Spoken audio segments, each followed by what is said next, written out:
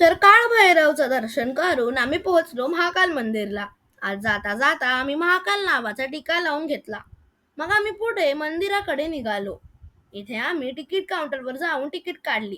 इथे आज दुपार असल्यामुळे जास्त गर्दी नव्हती आणि आम्ही इथे VIP शीघ्र दर्शनची तिकीट काढली, म्हणून आम्हाला पटकन दर्शन मिळाले. इथे जायला थोडा मोठा रस्ता कव्हर करायला लागतो. दर्शन छान आणि पटकन झाले. इथे आत कॅमेरा अलाउड नव्हता, म्हणून आज शूट करता आले नाही.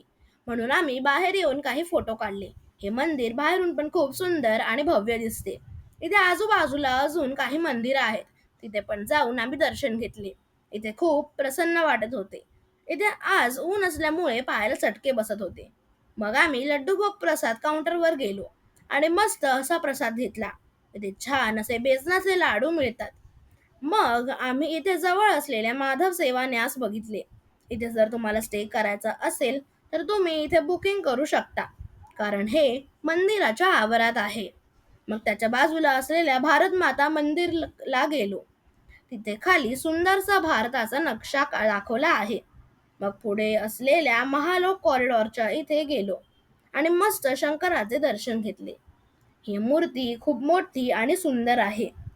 मग खाली जाऊन आम्ही रामघाटला जातोय हे बघायला विसरू नका आणि भेटूया नेक्स्ट ब्लॉग मध्ये. थँक्यू.